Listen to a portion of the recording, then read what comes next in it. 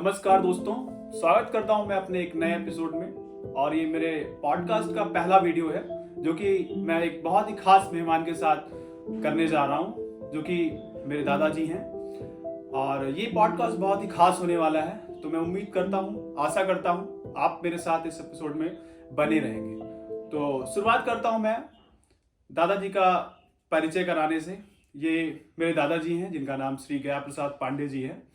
इन्होंने जीवन में बहुत सारे उतार चढ़ाव देखे, जिंदगी देखी, तो इनके तजुर्बे, इनके किस्से हम इस एपिसोड के माध्यम से आप सबके सामने रखने का प्रयास करेंगे।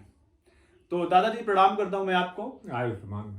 तो शुरुआत करिए कुछ मंत्र बोल के हमारे दर्शकों के लिए। ओम शांतं सात्विके मंगम निर्माण शांति पदम ब्रह्मा समुपनिध सेवंथम वेदांत वेदम विभम रामाख्यम जगदीश्वरम सुरगुरुम माया मनुष्यम हरि वंदे हम करुणाकरं वरग्रहं भूपाल चूड़ामणि नान्याय सहारक पते हृदय अस्मदीये सत्यम वादाम चा भगवान किलांत्रात्मा भक्तिं प्रेकरुकुम्भोग निर्भ्राम्य काम दुरोषम कुरु मानश्चा अतुलित बलधामम हेम शैलाब्दे दुर्गच्छाम ज्ञानानाम गणम सकल गुण निधानम वारणाराम धीतम रघुपत प्रिय भक्तम वातजातम नमामि। तो दादाजी से मेरा पहला सवाल होगा उनके बचपन के बारे में, उनके शुरुआत के जीवन के बारे में। तो मेरा पहला सवाल है दादाजी कि दादाजी आपका बचपन कैसा था? आप कहाँ पैदा हुए और वहाँ की कौन सी याद आज भी सबसे ज्यादा आपको आती है? बचपन तो हमारा बहुत ही दयनीय दशा में बीता है, क्योंकि मेरे पिताजी का स्वर्गवास जो है मेरी बाल्यपन में हो गया है। इसलिए शिक्षा दीक्षा तो कोई ज़्यादा प्रबंध नहीं हो सका। लेकिन यह है कि थोड़े दिन हम संस्कृत पाठशाला में लक्ष्योद्धांत कौमुदी पढ़े हैं, जिसका मुख्य पहला वाक्य है कि नत्वा सरस्वती देवी शुद्धाम गुण्याम करो में हम पाणनीयम प्रवेशाय लक्ष्योद्धांत कौमुदीम। और यहाँ पर कोई व्यवस्था नहीं थी तो हम कानपुर चले गए।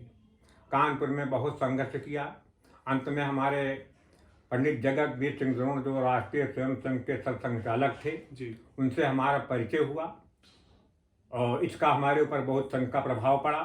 उन्होंने मुझे कानपुर टेक्सटाइल मिल में नौकरी लगवा दिया। यही हमारी दिनचर्या है। चलिए, तो आपके स्कूल के दिन कैसे रहे? कोई टीचर या दोस्त जिन्होंने आपको बहुत इन्फ्लुएंस किया हो, आपके जीवन पर उनका काफी प्रभाव रहा हो? हमारे स्कूल में तो हम ऐसा कोई प्रभाव नहीं डालने वाला रहा। तो जीवन आपका कठिन रहा, मतलब स्कूल के बहुत दिन? बहुत ही परिश्रम हुआ। बहुत ही परिश्रम से बीता हमारा जीवन, तभी तो हम यहाँ से भागे हैं। चलिए ठीक है। तो आपके जिंदगी में कौन सी तीन सबसे ज्यादा चीजें हैं जो आप फॉलो करते हैं, जिनको आप सोचते हैं ये जिंदगी का सिद्धांत है? कौन सी ऐसी तीन चीजें हैं? हम तो यही सोचते हैं कि अपने दिल में केवल बाबा बजरंग बली का हम ध्यान करते हैं और उन्हीं को मैं अपना माता और पिता समझता हूँ जी। और उन्हीं ने हमारा बेड़ा पार किया है। और जब जब मुझे कष्ट हुआ है तब तो वो हमारे सामने एक मनुष्य के रूप में जैसे लोग खड़े हो जाते हैं वैसे हुआ कर खड़े हो गए हैं। तो बजरंगबली जी का तो मैं भी भक्त हूँ। तो अगला सवाल आपसे है कि हमारे परिवार को लेकर कोई ऐसी याद जो आपको हमेशा खुशी देती हो? खुशी हमारी बस यही आप लोगों को देख के रहती है कि हमारे नहीं कुछ है तो हमारे दो नाती ऐसे हैं जो कि मुझे मानते हैं। उनको देख के मेरा तबीयत जो है यही मालूम पड़ता है कि हमारे पास कोई कमी नहीं है, सब कुछ भगवान मुझे दिए हैं। तो आपने अपनी जिंदगी में पहली नौकरी या काम कैसे शुरू किया, उसके बारे में बताएं। पहली नौकरी हमने ऐसे किया कि पहले बड़ा परिश्रम हुआ, उसको अगर बताते हैं तो एक शॉर्ट में बताइए हमें कैसे साथ आपने में शुरुआत बताते करी। हैं कि हम पहले यहाँ से जब कानपुर में गए तो 8 दिन लगातार घूमते रहे। दूसरे से पैसा लेकर के हम 5 रुपए गए। हम कहा ये कैसे हम अब उसको देंगे लौट के जाके। लेकिन एक जगह गए, वो फजलगंज फैक्ट्री एरिया थी, तेल की मिल थी, उसमें लिखा था लेबरों की आवश्यकता है जी। तो हमने कहा भैया कितने समय भर्ती होती है? कहें सवेरे 8 बजे। 8 बजे जाड़े के महीने में हम वहाँ पर पहुँच गए। हमको उन्होंने देखा तो उन्होंने कहा तुम पल्लेदारी कर पाओगे? तुम पल्लेदारी करने योग्य हो? अभी तुम्हारी उम्र पल्लेदारी कर, मेरी उम्र 18-19 साल की थी। उन्होंने कहा तुम पल्ले, हम कहा साहब हम पल्लेदारी करेंगे और आप समझ लीजिए कि मुझे आप फ्री पैसा दे रहे हैं, बहुत गरीब आदमी हैं, उनका असर हमारे ऊपर पड़ा। उन्होंने मुझे रख लिया 4 घंटा तक। तो हम किसी तरह, हम नहीं जानते थे कि पल्लीदारी होती है बोझा ढोने वाला। 4 घंटा तो हमने बोझा ढोया, लेकिन 5वीं बार हम गिर पड़े वहीं पर। तो छोटी फैक्ट्री थी, वहाँ उनके बच्चे जो थे स्कूल के पढ़ रहे थे, संस्कृत पढ़ रहे थे। तो उसमें लिखा था कि एक राजहंसेन या शोभा सखो भुवत्न बक्सा सहस्त्रेण परसत तीरवासना। तो वो गलत पढ़ रहे थे। तो उसको हमने देखा किताब, अपना बोझा छोड़ करके उनके पास बैठे, उनकी माँ भी थी।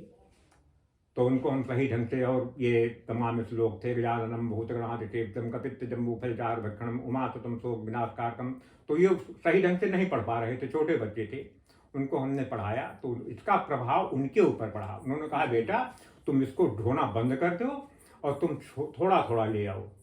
अच्छा, एक दिन किसी तरह करा, दूसरे दिन ऐसा हुआ कि भगवान की कृपा से हमको कानपुर टेक्सटाइल मिल में नौकरी मिल गई। पहले तो कुछ कम था, लेकिन ये है कि उसका प्रभाव पड़ा। और फिर उसी में हमने किया, उसी से अपनी जरिया जो है उसमें 2 लड़कियों की शादी किया। और जो कुछ घर का काम था बिगड़ा हुआ था उसी से बनाया। उसी में हमारे पंडित जगतबीर सिंह द्रोण जो सांसद थे वहाँ कानपुर के, उनसे हमारा बहुत तगड़ा परिचय था। उन्हें मुझे बहुत मानते थे। उनकी वजह से हमको मिल में कोई काम भी नहीं करना पड़ता था। तो आप अपने कानपुर के राजनीतिक दिनों के बारे में, क्योंकि मैं बचपन से सुनता आया हूँ कि आपने राजनीतिक जो शुरुआत की थी वो कानपुर से ही की थी। तो कानपुर में आपने कैसे शुरुआत की? क्योंकि जिन लोगों से मैं बात करता हूँ, जिनको मैं जानता हूँ, हमारे जो म्यूचुअल लोग हैं, वो बताते हैं कि कानपुर के दिनों में आपका जो राजनीतिक सफर रहा, आपका जो राजनीतिक नजदीकी थी, बहुत बड़े बड़े लोगों से थी, बहुत अच्छा शुरुआत किया आपने। तो उसके बारे में बताइए कुछ। जिस समय श्री राम जन्मभूमि का ये आंदोलन चल रहा था, जी, उस समय हमारा परिचय जो है, वहाँ पर कई बड़े बड़े जो नगर के विधायक, वो नगर के मतलब अध्यक्ष थे, मंडल अध्यक्ष थे, उन लोगों से हमारा परिचय हुआ। उन लोगों ने हमारा परीक्षण किया। और परीक्षण करने के बाद फिर उन्होंने कहा कि ऐसा है कि आप हमारे साथ जुड़ जाइए।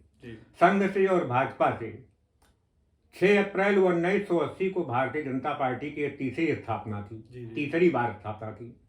21 अक्टूबर 1951 को भारतीय जनसंघ की स्थापना हुई, जो जनसंघ पहले इसका चुनाव थे दीपक था।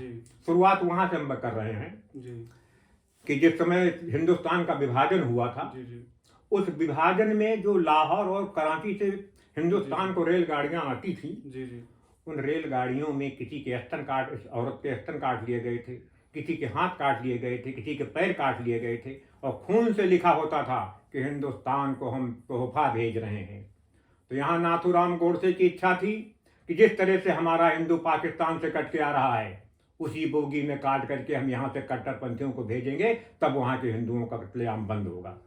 उसमें गांधी जी और नेहरू के मारे चलते नहीं पाती थी, उनकी नहीं चलने पाती, इसलिए गांधी जी को जो गोली मारा नाथूराम गोडसे ने। लेकिन उसका श्रेय किसको गया? राष्ट्रीय स्वयं संघ को, जो एक देश की सबसे प्रिय और सबसे देशभक्त संस्था है, उसको। संघ के कार्यकर्ता जेल के अंदर बंद कर दिए गए, बड़ी प्रताड़नाएं दी गई उनको। 18 महीने तक युद्ध हुआ, तो 18 महीने तक ये केस चला। संघ जो है निर्दोष साबित हुआ। जब निर्दोष साबित हुआ तो वहां पर एक बैठक संघ की हुई कि अगर हमारी भी पार्टी कोई होती, संसद में हमारी बात रखने वाला कोई होता, तो आज हम लोगों को ये मुसीबत न पड़ती। तो इसलिए हमारी ये इच्छा है कि संघ से 5 आदमी मुझे ऐसे चाहिए जो कि अविवाहित हों, देश के लिए अपनी शादी न करें। तो उसमें 5 आदमी वो थे: गुरु गोल्वलकर, अटल बिहारी वाजपेयी, नानाजी देशमुख, श्यामा प्रसाद मुखर्जी, दीनदयाल उपाध्याय। 21 अक्टूबर 1951 को इन्होंने भारतीय जनसंघ की स्थापना किया। भारतीय जनसंघ की स्थापना किया, जिसका उद्देश्य हिंदुत्व था। और ये जो है क्रम चलता रहा। कांग्रेस का जो है प्रतिद्वंदी जो है, यही एक भारतीय जनसंघ रही।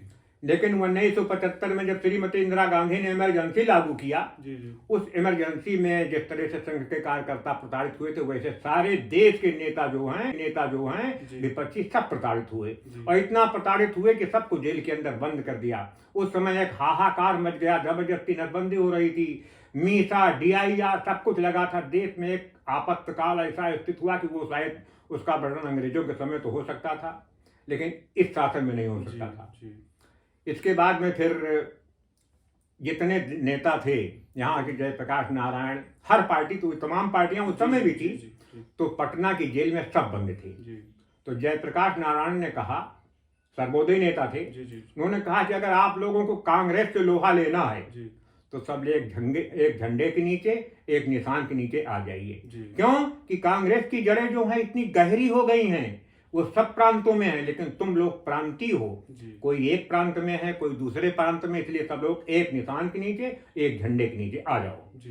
तो 1977 में जो है, 75 में इमरजेंसी लागू हुई थी, लेकिन 77 में इलेक्शन हुआ। उस इलेक्शन में ऐसा हुआ कि उत्तर प्रदेश में उस समय 85 लोकसभा की सीटें थी, उत्तराखंड अलग नहीं था। उत्तराखंड अलग नहीं था उसमें अब 80 हो गए हैं, पहले 85 थी। उत्तराखंड, बिहार, हरियाणा, राजस्थान, मध्य प्रदेश, हिमाचल प्रदेश में कांग्रेस को एक भी सीट नहीं मिली सांसद की। यहां तक कि इंदिरा गांधी राजनारायण से 55,535 वोटों से इंदिरा गांधी हार गई, रायबरेली से हार गई। संजय गांधी अमेठी से पहली बार खड़े हुए थे, 78,000 से वो भी हार गए।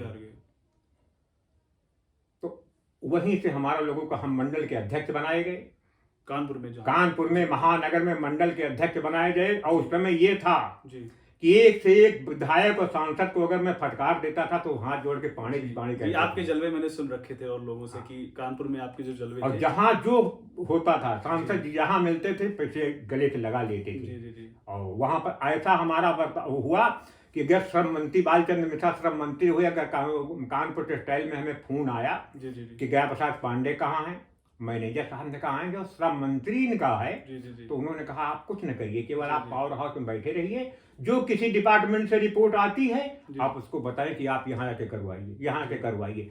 उस समय से हमारा जीवन जो है सुधरने लगा और धीरे धीरे धीरे धीरे धीरे धीरे फिर हमारा जीवन जो है, मतलब ऐसा नहीं हुआ, लेकिन हम दाल रोटी के लिए परेशान नहीं हुए। जी, तो आपका जीवन एकदम अच्छे से चला, आपका राजनीतिक करियर। मैंने अपनी पूरी जिंदगी में संघ और भाजपा को छोड़ करके मैंने किसी दूसरे का समर्थन आज तक नहीं किया। अच्छा, तो जैसे आजकल लोग कहते हैं कि मोदी के आने से लोग बीजेपी समर्थक बढ़ गए या हो गए, तो हाँ, मोदी के आने से समर्थक बढ़ गई, क्योंकि अवसरवादी आदमी जो अवसरवादी हैं वो हर पार्टी में जाते हैं। उनका मतलब ये होता है कि सत्ता से हम जुड़े रहेंगे तो हमारे जितने पाप हैं वो धुल जाएंगे या छुप जाएंगे, तो इसलिए तमाम। लेकिन उस समय, जिस समय हम भारतीय जनता पार्टी में थे, 6 अप्रैल 1980 को बनी पार्टी, लेकिन यहाँ कहीं उनको प्रत्याशी कहीं नहीं मिला। यहाँ तक कि सलोन विधानसभा क्षेत्र में भी कोई प्रत्याशी नहीं था। पहले जब राम रथ यात्रा अडवाणी जी ने निकाली थी, तो उस राम रथ यात्रा से उत्तर प्रदेश में सरकार बनी, मध्य प्रदेश में सरकार बनी, गुजरात में सरकार बनी, लेकिन जिस समय विवादित ढांचा टूटा है उस समय सारी सरकारें जो है राष्ट्रपति ने भंग कर दिया है और राष्ट्रपति शासन लागू हो गया है। लेकिन मुझे आज तक हम जो है भाजपा या आरएसएस छोड़ करके किसी के पास गए नहीं, किसी पार्टी में गए हैं। जी, तो मैं आज आप लोगों को बता देना चाहता हूँ कि जो अपने आप को 2014 या मोदी जी के आने के बाद से बीजेपी का वो मानते हैं, तो मेरे दादाजी उस समय से थे जब इस पार्टी का गठन हुआ, और तब से आज तक इन्होंने ये पार्टी नहीं छोड़ी, और ये इनका राजनीतिक करियर कुछ खास रहा। ये पार्टी की तीसरी स्थापना है। जी, पहली स्थापना 21 अक्टूबर 1951 को भारतीय जनसंघ के रूप में हुई थी। जी। और दूसरी स्थापना जो है 1975 में जब इंदिरा गांधी ने इमरजेंसी लागू किया था, मीठा DIR, तो उसका सब लोगों ने विरोध किया, तो सब लोग एक जनता पार्टी बनी, सारी पार्टियां एक होकर एक जनता पार्टी बनी। और जब 1977 के बाद मोरारजी देसाई प्रधानमंत्री बने जनता पार्टी से, और इसके बाद 2.5 साल वो सरकार चली, लेकिन सरकार भंग हो गई। तो जितनी पार्टी की छोटी छोटी पार्टियां थी वो निकल के सब भागने लगी। तो भारतीय जनसंघ ने वहां से निकल करके अपनी भारतीय जनता पार्टी अलग बनाई। ठीक है जी। तो हम लोग मंदिर के आंदोलन में जुड़े रहे, फतेहगढ़ जेल में 1 महीना बंद रहे। आज भी हमारे पास सर्टिफिकेट है। केशव प्रसाद मौर्य को मैंने दिखाया, उन्होंने मुझे गले से लगा लिया, उन्होंने कहा कि आपके ऊपर मुझे गर्व है। हाँ, ये उसका तो मुझे स्पष्ट प्रमाण है, मैं भी था वहाँ पे। तो दादाजी, चलिए, राजनीतिक करियर आपका तो हमने डिस्कस कर लिया कि आपने कैसे राजनीतिक करियर अपना था आपका। तो शादी कब हुई थी आपकी, कौन सी अवस्था में? शादी तो हमारी हुई थी थोड़ी ही अवस्था में, करीब कितने वर्ष के थे आप? 18 साल की अवस्था में हुई थी। 18 वर्ष की अवस्था में अपने शादी की। तो शादी के बाद ही आप नौकरी करने चले गए? हाँ। चलिए सही है। तो तुम्हारे पिताजी जो है 21 दिन के थे तब हम मेरे पिताजी 21 दिन के थे जब आप कानपुर गए हैं। मेरे पिताजी 21 दिन के थे तब आप ये कानपुर गए? 21 दिन के थे और आजकल का महीना था, ये जी। पूस का महीना था। तो दादाजी चलिए बात करते हैं आपकी स्वास्थ्य का राज क्या है, आप कैसे इतना स्वस्थ हैं? क्योंकि इस अवस्था में क्योंकि जो आज की युवा है या आज के लोग हैं, मुझे लगता नहीं कि आपकी अवस्था पे आके वो इतने फिट रहेंगे या इतनी सारी चीजें कर पाएंगे जो आप कर रहे हैं। तो इसका राज क्या है? इसका राज ये कुछ नहीं, उसका राज यही है कि हम जो है इधर उधर बातें में नहीं रहते हैं, केवल अपने काम पे रहते हैं, या तो भगवान का ध्यान करते हैं जी हैं, और बाकी और किसी फिजूल खर्ची में नहीं रहते हैं। बाकी हाँ, आप ये बात जो कह रहे हैं वो सत्य कह रहे हैं कि हमारी उम्र वाले आज अपने घर में बैठे रहते हैं, कुछ नहीं करते हैं। जी। लेकिन मैं आज भी वो काम करता हूँ, बैठे मुझे राहत नहीं होती है। और यही कारण है मुझे लगता है कि आपके फिट रहने का भी, कि आप हार नहीं मानते, आप दौड़ते रहते हैं, आप चलते रहते हैं। हाँ। इस खेत से उस खेत आपका आना जाना रहता है। हाँ। और ये कारण है मुझे लगता है आपके स्वास्थ्य का। तो मैं उम्मीद करता हूँ आप हमारे साथ लंबे समय तक बरकरार रहें, बने रहें। तो चलिए दूसरे सवाल की ओर बढ़ते हैं। तो आपकी जवानी से रिलेटेड कुछ सवाल मैं करूंगा। तो अपने जवानी में कौन सी फिल्में या गाने सबसे ज्यादा पसंद क्या करते थे आप? हाँ, अपनी जवानी में फिल्म तो मैंने कभी ज्यादा देखा नहीं। कानपुर के दिनों में भी आप? कानपुर में शायद हमारे ऐसे मित्र थे जो जबरदस्ती हमको जो है ले जाते थे, पिक्चर उच्चर दिखाते थे, बाकी मुझे कोई इंटरेस्ट नहीं था।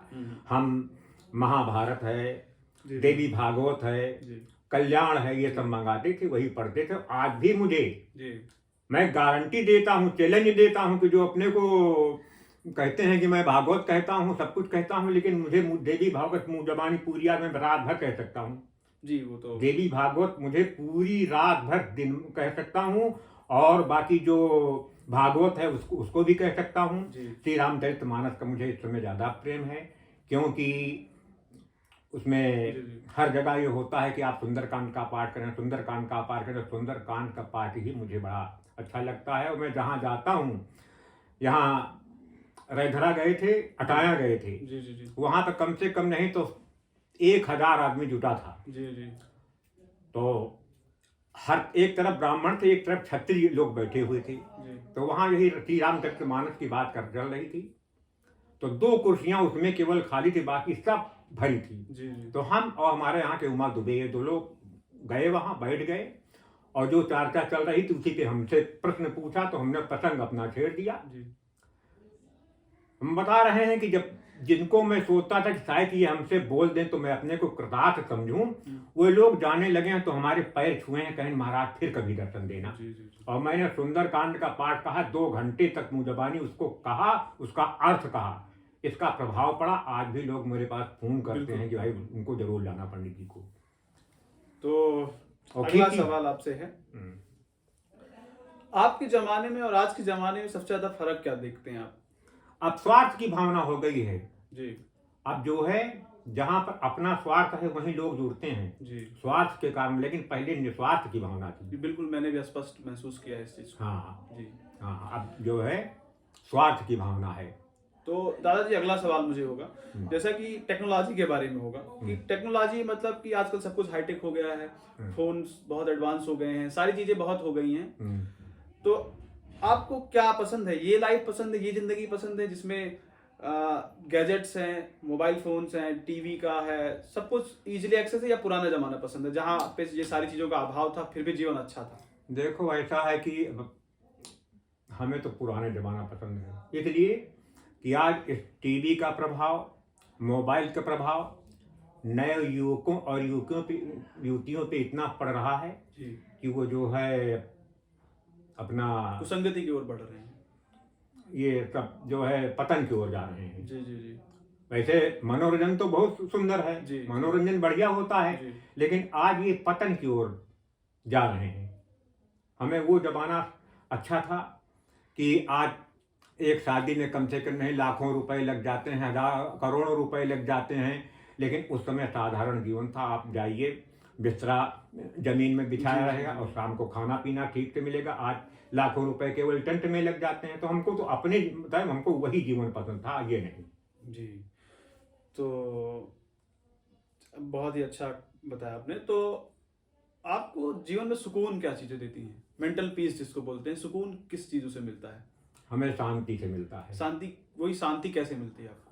शांति, हम जो हृदय में भगवान का नाम लेकर के बैठ जाते हैं जी। और मैं आंख मूंद लेता हूँ और जिसका ध्यान करता हूँ मुझे साक्षात दिखाई पड़ता है कि वही मुझे दिखाई पड़ रहे हैं। कौन है आपके आराध्य देव? बजरंगबली? हमारे बाबा बजरंगबली हैं। उन्होंने मुझे बहुत, हम ऐसी घटना बता दें तो आपको बड़ा ताज्जुब बताइए, उन घटना के बारे में बताइए जब आपको ऐसा लगा हो कि प्रत्यक्ष बजरंगबली ने आपकी सहायता की हो। हम कानपुर में थे जी।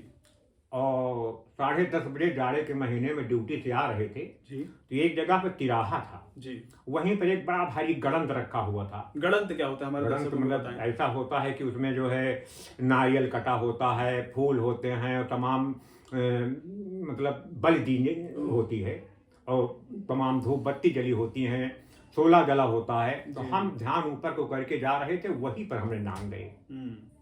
और जैसे ही मैंने दरवाजा खोला जी। और 4 पाई पे बैठे, तैसे नहीं एक काला काला भालू, वैसा ये प्रत्यक्ष उदाहरण है, बिल्कुल सही बता रहे हैं, झूठ नहीं है। जी। वो आकर के मुझे चढ़ बैठा, मेरा गला दाब दिया और इतने कस के गला दाबा कि ऐसे आंखी जब आंखी मिली तो मालूम पड़ रहा कि ये जो है अब प्राण नहीं। ऐसा लगा आपको काल है? बस काल। अब ये हुआ कि अब गए। तो मुझे प्रत्यक्ष क्या दिखाई पड़ा कि एक बांदर आया, वाकई दिखाई पड़ा। जी। और वो वैसे गच से कूदा और आगे देखते हैं वो भागा चला जा रहा है, पीछे ऐसे भागा चला जा रहा है। जी। उसको वो खदेड़ा। लेकिन ये कि 2-4 दिन हमारी स्थिति बड़ी डाउन रही। बीमार हो गए, धड़कन होने लगी सीने में सब कुछ। तो वहाँ गए, एक वाराह देवी मंदिर है, वहाँ पर एक बड़े प्रतिष्ठित पुजारी रहते हैं। उन्होंने बताया कि आप कैसे बच गए। ये नारसिंह काल भैरव थे। जी, नारसिंह काल भैरव थे। ये गड़ंत थी और आप पहले पड़ गए। तो ये कहो कि आप पता नहीं किसके पुजारी। हम कहा बस उन्हीं के हम पुजारी हैं। जी। तो बजरंगबली महाराज की कृपा थी, बस उन्हीं के पुजारी हैं कि अतुलित बलधामम हेम शैलाभ देहम धनुज मन कृतानम ज्ञाननानाम गणम सकल गुण निधानम वामनाम भीतम रघुपत प्रिय भक्तम वाद्यातम नमः। उन्हीं के हम पुजारी हैं और उन्होंने हमेशा हर समय रक्षा किया है। तो जैसा कि आपने बताया कि एक वन ऑफ द इंसिडेंट्स है जो आपके साथ हुआ है, ऐसा कि ऐसे कई कांड मेरे साथ, ऐसे कांड हमारे दर्शकों के साथ अगर साझा कर सके आप तो ऐसी कहानियां बताएं, क्योंकि बचपन से मैं तो सुनता आ रहा हूं, बट मैं चाहता हूं कि मेरे ऑडियंस तक, मुझे हमें जो लोग सुन रहे हैं उन तक पहुंचे वो चीजें। तो आप बताइए ऐसी और कौन सी कहानियां हैं आपके पास? अरे ऐसी तो बहुत सी कहानियां। तो वो वाली कहानियां सुनाई जो कि मुझे आपने बताया था जब एक बार आप कानपुर से आए थे, सलोन में आप उतरे थे। एक बार हम ऐसा हुआ कि हम 12 बजे रात में उतरे। जी। अच्छा, जो जिनकी अकाल मृत्यु हो जाती है जी, वे भूत होते हैं। जी। और भूत इस तरह से होते हैं कि जैसे जिसकी उम्र 100 साल है या 50 साल है, लेकिन उनका एक्सीडेंट हो गया या उन्होंने जहर खा लिया है, तो उनकी आत्माएं जो है वो भटका करती हैं। और उसमें बहुत से ऐसे भी होते हैं जो साधु प्रकृति के होते हैं। तो हम बस से उतरे तो एक बगीचा था, वहीं पर कुआं था। तो मेरी आत्मा उस समय थोड़ा दहल गई वहाँ, क्योंकि वहाँ पर भूत प्रेत सब ये तो बहुत दहल गई आत्मा। जंगल था भी पहले, जंगल था, बहुत बड़ा जंगल था। और बीच में कुआं था, चारों तरफ से बगीचा था और कोई नहीं। आज के करीब ये 35 साल पहले की बात है। और पहले की बात होगी, क्योंकि और पहले की बात है। 20 साल तो मेरी अवस्था हो रही ना है, तो ये करीब 40-45 साल पहले की बात है। भूत प्रेत केवल सुनते थे कि यहाँ रहते हैं। उतरे तो हमने क्या देखा कि जब मेरा दिल दहल गया तो देखा था एक सफेद कुर्ता सफेद धोती पहने हमारे सामने एक खड़ा जा रहा है। तो मेरी आत्मा कुछ संतुष्ट हुई। हमने कहा चलो इससे पूछेंगे। दादा, आपको लगा कोई आदमी है अपना? हमने सोचा कोई आदमी है। हमने सोचा कि इससे पूछें, भाई दादा कहाँ जा रहे हो? तो डर भी खत्म हो गई। तो हम जितने उसके आगे बढ़ते हैं उतना हमसे वो करीब 10 कदम आगे ही हमको दिखाई पड़ता है। हम बहुत प्रयास किए कि इसका साथ कर लें, लेकिन नहीं साथ पाए। जब बिल्कुल गांव गणेश राय के पुरवा पहुंच गए तो उसने क्या किया कि एक खेत के पास बैठ गया। हम सोचा ये पेशाब करने जा रहा है, और वहीं से वो गायब हो गया।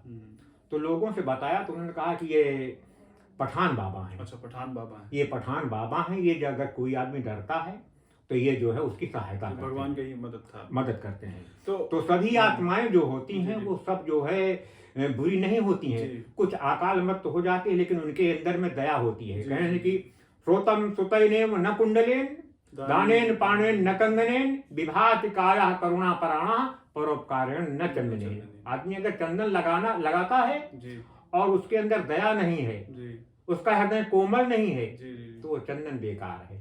आजकल तो ऐसे पाखंडी बहुत घूम रहे हैं, बस बहुत यही तो लेकिन चलिए उस पर बात नहीं करेंगे, उस पर चर्चा नहीं करेंगे, वही किसी तो और पॉडकास्ट में हम बात करेंगे उसके बारे में। रामचरितमानस में दिए हैं कि जो को झूठ मस्करी जाना कल जुग सोई गुणवंत बखाना जाके नखयर जटा विशाला सोई तप से प्रसिद्ध कलिकाला अशुभ वेश भूषण धरे भक्षा भक जे खाए सोई जोगी सोई सिद्ध नर पूजित कलयुग माए। कलयुग में अच्छे आदमी का सम्मान लोग पहचान नहीं पाएंगे, जी। आडंबर करने वाले को लोग पहचान लाएंगे। साधु सन्यासी कलयुग में कैसे होंगे? जे वर्णाधम तेल कुम्हारा सुपच किरात कोली कलवारा नार मुनि ग्रह संपत्ति नाशी मूड मुड़ाए भय ऐसे सन्यासी कलयुग में तो क्या विश्वास किसको किया जाए? केवल आडंबर। जी हम तो ये जानते हैं कि कहीं भी देव स्थान में जाओ, अगर तुम्हारी आत्मा संतुष्ट है, खुशी है, तो तुम्हारे घर में ही वो देवता आएंगे, तुम्हारे अंदर ही वो देवता रहेंगे। न कहीं काशी में कोई है, केवल उनकी एक आस्था का मंदिर है, आस्था का केंद्र है। बाकी तब तुम्हारे ध्रुव किस मंदिर में तपस्या करने गए थे? जी। ये बहुत गहरी बात है, बहुत सारे लोग नहीं समझ पाएंगे। तो चलिए हम अपने पॉडकास्ट को और एक नई दिशा देते हैं। तो जैसा कि हमने बात किया कि भूतों के बारे में अभी हम बात कर रहे थे, तो अभी जैसा कि आपने बताया जो भी आपका इनकाउंटर हुआ भूत से या प्रेत से, तो वो ऐसा था कि वो आपका मदद करने ही भगवान आए, स्वयं आए। आप डरे नहीं ऐसी अवस्था में? बिल्कुल नहीं डरते थे, डरे लेकिन मदद डरे, किया लेकिन भगवान। जब देखा कि हमारे सामने ऐसा आदमी आ रहा है, जी। तब डरा हम खत्म हो तो गए। मेरा सवाल होगा अगला कि कभी आपको ऐसा भी हुआ कि आप सच में डर गए, आपको लगा कि वो जगह छोड़ के मैं भाग जाऊं, ऐसा कोई हुआ इंसिडेंट? नहीं, ऐसा नहीं। हम जब से भगवान बाबा बजरंग बली के शरण में गए हैं तब से थे। क्योंकि लिखा है ना, जी। नासय रोग हरै सब पीरा जपत निरंतर हनुमत बीरा संकट से हनुमान छुड़ावे मन कर्म वचन ध्यान जो लावे और भूत पिशाच निकट नहीं आवे महावीर जब नाम सुनावे। तो वो तो बजरंग बली महाराज की कृपा है। हाँ। और हमेशा रहती है। तो मेरा सवाल है अगला कि बचपन में मुझे याद है आपने मुझे एक कहानी बताई थी, जब हमारे चना के खेत होते थे इधर, तो जब उसमें चना होता था, हाँ। तो उस समय आपकी कोई घटना थी, कोई रोने की आवाज आपने हाँ, सुनी थी? घटना वो सत्य घटना थी। उसमें हम उस समय क्या बताएंगे जरा? उस समय हम डर गए। उस समय ऐसा है कि वहां पर एक बगीचा था जी जी। और तुरंत एक वो बच्चा मरा था, जवान बच्चा मरा था। तो हम ये सोचा, उस रोने की आवाज 12-1 बजे रात में भयानक रोने की आवाज आई। जी जी जी। तो हमने कहा कोई रो रहा है ये। जी। देखा वहां कोई नहीं दिखाई पड़ा और वहीं से हम बीमार भी हो गए। जी। हाँ, उस समय हम बीमार हो गए। उस समय तो बीमार हो गए हैं। अब आपके अंदर डर हो गया? उस समय डर लग गया था जी।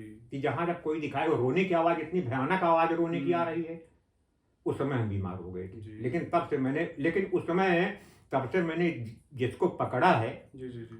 वो जो है हमें इतना साथ दिए, हमें बाबा जी इतना साथ दिए कि मुझे अब जलती चिता के पास कहो रात भर अकेले हम पड़े रहे, मुझे कोई जो है। तो चलिए फिर ये तो बात हो गई आपका भूत प्रेत से इनकाउंटर्स की। तो नई दिशा देते हैं इस पॉडकास्ट को, और सवाल मेरा होगा अभी कि आपके जमाने का फैशन कैसा रहा? हमारे जमाने का फैशन धोती कुर्ता, धोती कुर्ता, पैंट वगैरह तो नहीं। मैंने आपकी फोटोज देखी हैं कानपुर के दिनों में, पैंट शर्ट पहन के आप काफी स्मार्ट लगते थे। वो उसमें ऐसा है कि वो हमारी मजबूरी थी जी। क्योंकि जिस कमरे में जाते थे उस समय इधर भी मशीन चल रही है, इधर भी मशीन चल रही है, और वो अगर जरा सा साइड पट्टे में लग गया धोती तो आपको मृत्यु के घाट उतार देगा। इसलिए वहां पर हर लोग, चाहे बूढ़ा हो चाहे जवान हो, उसको पैंट ही पहन के जाना पड़ता था। समझ गया। तो आप अपने पोते पोतियों या आने वाली पीढ़ियों को क्या मैसेज देना चाहोगे, क्या संदेश देना चाहोगे आने वाले, जैसे हम मुझे संदेश क्या देना चाहोगे, या मेरे आने वाले बच्चों को क्या संदेश देना चाहोगे आप? हम तो यही संदेश देना चाहते हैं कि किसी के साथ जो तुम्हें पसंद ना हो वो बर्ताव तुम दूसरे के साथ ना करो। बिल्कुल। अगर तुम्हें कोई गाली देता है और तुमको पसंद नहीं आती, तुम भी गाली किसी को न दो। तुम किसी माँ बहन को गलत दृष्टि से न देखो, क्योंकि अगर तुम्हारी माँ बहन को कोई गलत दृष्टि से देखेगा तो तुमको अच्छा नहीं लगेगा, वही तरह उसको भी अच्छा नहीं लगेगा। किसी के साथ ऐसा व्यवहार न करो जो कि तुम्हें ना अच्छी लगे। तो बहुत ही सुंदर संदेश दिया आपने, और मैं उम्मीद और आशा करता हूँ कि ये चीज़ें मैं खुद भी फॉलो करूँ और मेरे आने वाली पीढ़ियों को भी आपका भी मैसेज पास ऑन करूँ।